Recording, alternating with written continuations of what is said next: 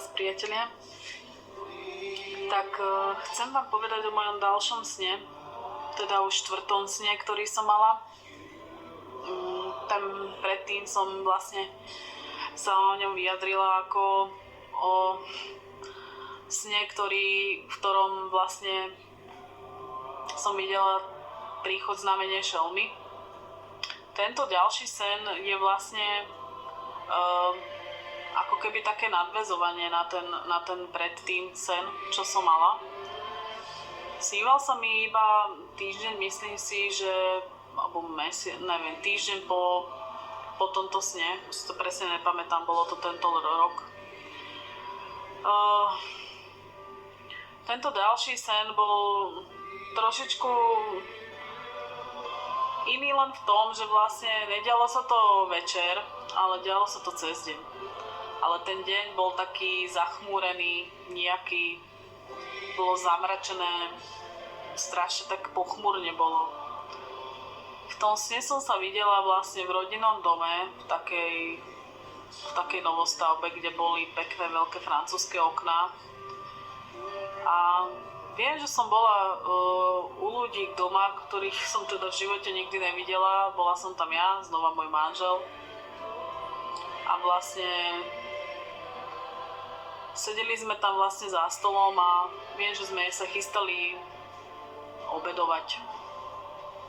A keď som pozerala vlastne von tými francúzskými oknami, tak som videla priamo na ulicu. A vlastne cestu a ulicu. A zrazu som tak videla, že ako keby ma niečo tak pohnalo dopredu, že mám výjsť von proste. Tak som vyšla von pred vlastne tie dvere hlavné od rodinného domu a pozrela som sa tak, ako som otvorila, hneď som pozrela na nebo, ako keby som vedela, že sa tam mám hneď pozrieť. A pozrela som sa na nebo a preleteli znova 2 vrtuľníky, 2 lietadlá. Hneď za nimi preleteli ďalšie 2. Tie predtým, čo boli, tie sa otočili, ako keby preleteli ešte ďalej, pár metrov, otočili sa a prešli a išli naspäť. Potom preleteli ďalšie 2 vrtuľníky. A to zase boli iný typ lietadiel. A stále chodili takto po 2 vedľa seba. Ako som to videla vlastne v tom predchádzajúcom sne, že tak chodili. Tak prešli ďalšie 2. Ale to už boli iný typy lietadiel, takých tiež ťažkých vojenských lietadiel. Tie sa vrátili a prešli ďalšie 2. Znova sa mi to opakovalo, to, čo som mala vlastne v predchádzajúcom sne. A tak som pozerala a som nechápala, že čo sa to deje, že ako keby bola nejaká prehliadka tých letadiel, vlastne hovorím, ale prečo vždy po 2? Stále vždy po 2 chodia a vždy iné typy sa ukazovali, sa prezentovali. Také to bolo zvláštne, tak som sa vrátila do toho domu a sadla som si za stôl a teda sme sa rozprávali a tak som stále som pozerala von na tú ulicu a vlastne tam bol chodník a cesta a po tom chodníku išla taká žena. Mala vlastne žltý prší plášť, si pamätám, a mala také ako keby také nepremokkavé topánky obuté, lebo sa chystalo pršať, to bolo vidieť. A ona išla po tom chodníku a z ničoho nič zastavila. A zastavila úplne na obrubníku vlastne toho chodníku a ostala stáť. A takto mala dole sklopenú hlavu a proste ostala stáť ako zamrzlá. A teraz ja som sa tak na ňu pozerala, že prečo tam tak ostala stáť z ničoho nič, že čo sa deje. A ona sa ale absolútne nehýbala, tak som chvíľku čakala a ona sa vôbec nehýbala. Okolo nej prechádzali auta a vždy keď prešlo auto, tak ju to tak trhlo. Vlastne ten tlak od toho auta, ten vietor. A tak som si začala hovorím, však keď prejde väčšie auto, tak je to strhne so sebou a zrazujú to proste. Hovorím, musím ísť ju jej povedať niekde nabok. Tak som sa postavila od toho stola a odišla som von, otvorila som dvere a utekala som za ňou a kričím na ňu z diaľky od tých dverí a hovorím, pani, poďte nabok od tej cesty, lebo vás strhne vás auto, keď pôjde, ten tlak, ten vietor vás odhodí na cestu a môže vás ďalšie zraziť. A ona sa nehýbala. Ja som na ňu teda kričala a ona nič, absolútne akože nereagovala. Tak som prišla k nej a hovorím, trasem s ňou, pani, počujete ma? Poďte nabok z tej cesty, z toho chodníku. Odstúpte trochu, lebo vás zrazí auto, niečo sa vám stane. Taký pocit som mala, že niečo sa jej stane. A ona vôbec nereagovala, tak som sa takto na ňu pozrela zo spodu, že prečo stále má takto tú hlavu sklonenú. A ona vlastne bola úplne ako keby vypnutá proste. Ona ma normálne nevnímala, ona bola vypnutá, ako keď vypnete počítač alebo vypnete rádio, z ničoho nič, prestala reagovať a jednoducho nevnímala. Ja som nechápala, čo sa s ňou deje, ja som s ňou začala takto triasť, hovorím, pani, preberte sa, poďte na kraj z tej cesty. V tom vybehol môj manžel a hovorí, že čo sa deje? A ja hovorím, vieš čo, ona tu stojí, ona nereaguje, na ňu rozprávam, ona nereaguje, ona sa nechce pohnúť z toho miesta, bola tam ako prilepená.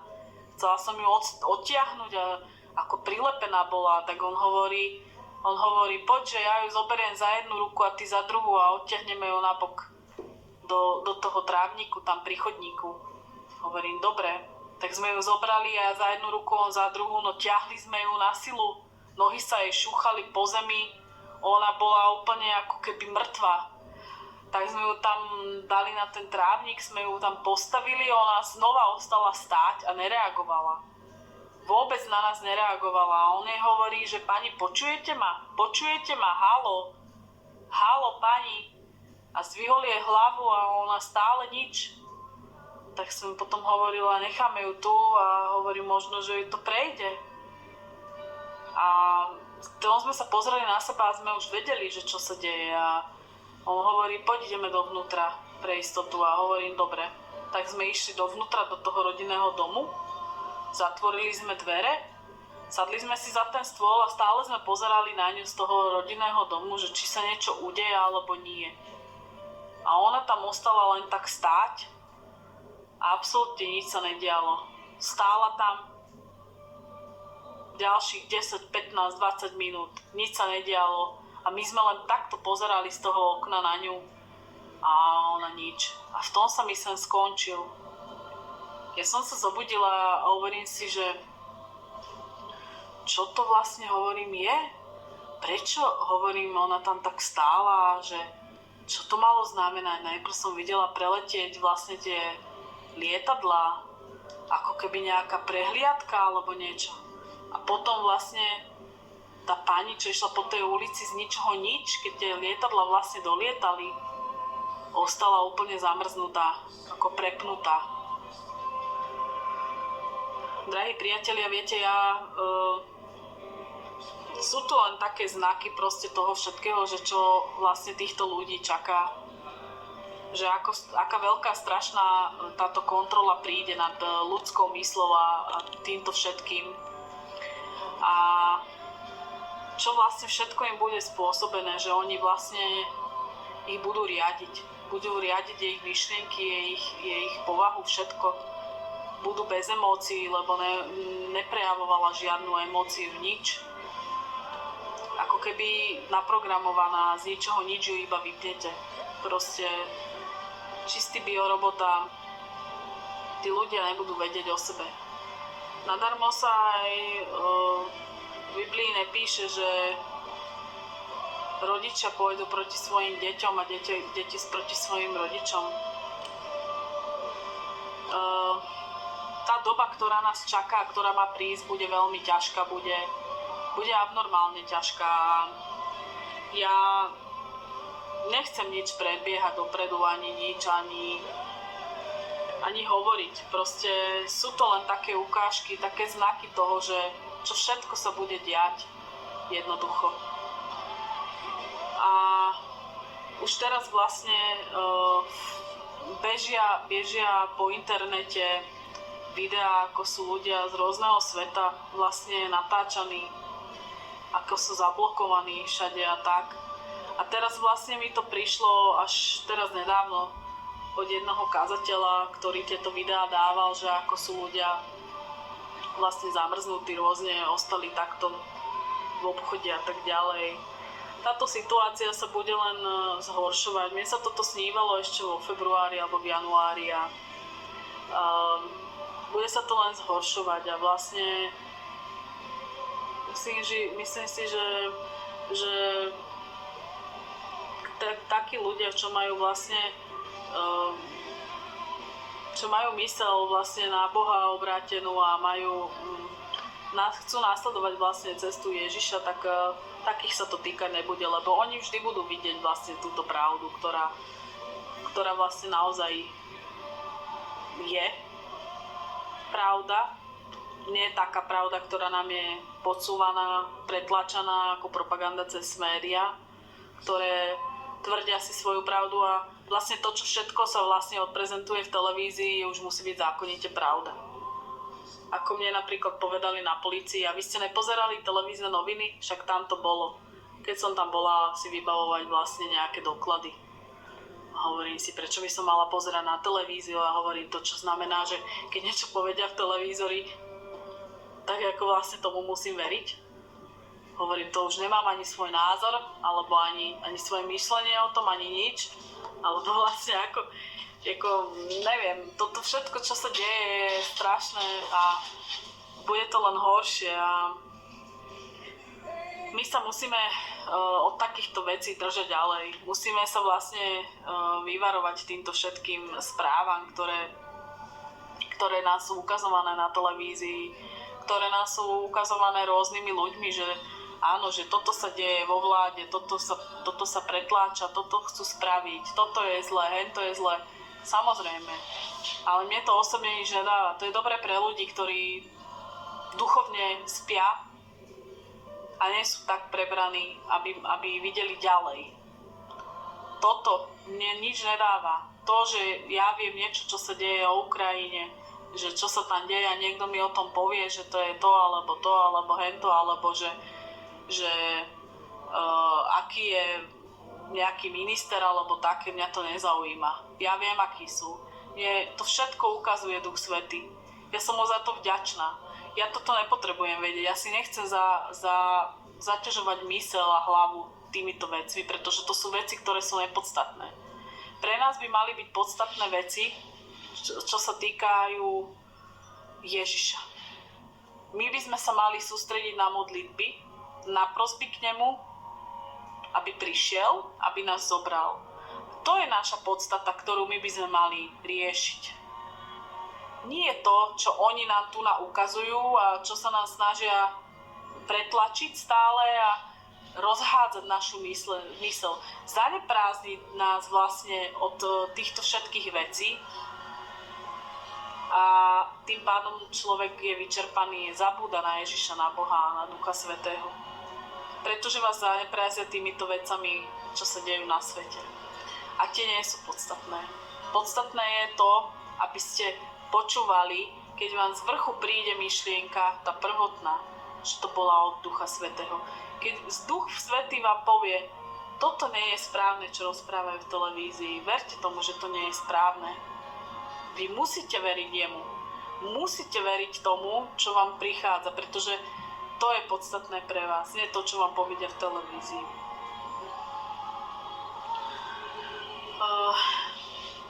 Ja len dúfam, že viac a viac ľudí sa prikloní na Ježišovu cestu a že nájdú aj správne odpovede, ktoré vlastne ich trápia. Niekoho trápia rôzne otázky, ale keď budete dostatočne veriť v Ježiša, tak tie odpovede vám prídu. Musíte sa modliť a musíte ho prosiť. Ja si myslím, že už veľa času neostáva. už veľa času neostáva a tak mi je dávané, že vlastne než príde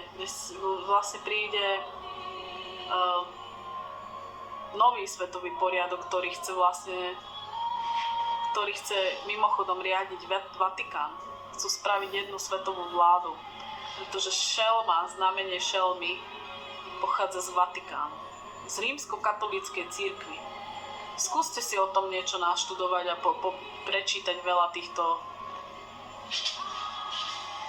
článkov a vlastne hlavne kazateľov počúvať, ktorí o tom kážu a presne vedia, o čom rozprávajú a ja som si 100% istá, že majú pravdu, pretože mne to tak bolo dávané tiež.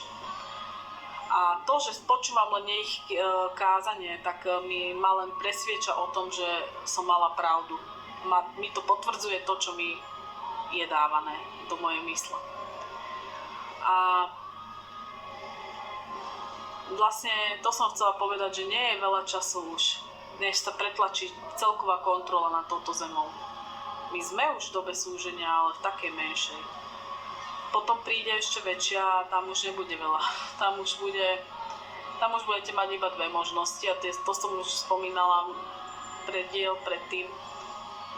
Ale ešte pokiaľ je čas, ešte stále môžete využiť ten čas v prospech seba a môžete prosiť Ježiša, aby vám cez Ducha Svätého ukázal tú správnu cestu, naviedol vás na tú správnu cestu a očakávať jeho príchod. A keď ho budete očakávať, tak on si vás zoberie. Ja si myslím, drahí bratia a sestry, priatelia, že vlastne všetko, čo cítite tu v srdci úprimne, je vám dávané zhora a tým by ste sa mali riadiť. Nie tým, čo vám niekto povie v televízii alebo niekde proste v kostole alebo takto. To už tak nie je. A je dôležité, aby ľudia vlastne neprestali mať v sebe tú lásku alebo voči blížnemu svojmu, lebo potom všetko to je zbytočné a myslím si, že človek už by mal potom rozmýšľať nad tým, že kde asi robí chybu, keď už teda tú lásku v sebe nemá, alebo že vlastne kde sa stala tá chyba a prosiť Otca, aby vám ukázal, aký v skutočnosti ste, aby ste sa dokázali napraviť a aby Ježiš potom dokázal očistiť vaše srdce a aby ste sa dokázali k nemu dostať a boli hodní stáť pred jeho tvár. Buďte požehnaní, bratia a sestry. Aleluja, amen. Ďakujem vám za to, že ste to vydržali tu so mnou pri týchto videách a dúfam, že keď sa mi podarí sa mi prisní niečo, čo bude mať zjavené a na čo nezabudnem, ako na tieto 4 sny, ktoré nemôžem teda vypustiť z hlavy. To je fakt. A hlavne na tie pocity, čo som tam zažívala v tých snoch, tak sa s vami o to podelím. Ďakujem za každé jedno zhliadnutie. Pridávajte sa. Budem len rada. Rada si pozerám vaše videá, keď aj pridávajú ľudia aj staršie, ktoré boli dokonca už zjavené sny rok, 2, aj 3 roky dozadu. Niektoré som našla 11 rokov dozadu. Už asi sú všetky, čo som videla. Strašne rada si to pozerám, lebo čím viac ľudí pridáva tieto sny, čo sú im dané od Boha. A je to len znamenie toho, že Ježiš prichádza a ste pripravení na to. Buďte pripravení. Nenechajte si utiecť tú chvíľu, kedy vás vytrhne odtiaľto, aby ste tu nemuseli zostať, lebo to nechce nikto. Asi, aby tu zostala. Verte tomu, že lepšie odísť na prvýkrát, ako tu zostať a potom sa rozhodzovať iba medzi dvomi možnosťami budete mať. A nebudú veľmi jednoduché a vôbec nie pekné. Takže sa opatrujte. a za všetkých vás, ktorí ste prebudení, sa modlím. Za všetkých vás, aj ktorí nie ste prebudení, duchovne ešte, sa tiež modlím. Aby ste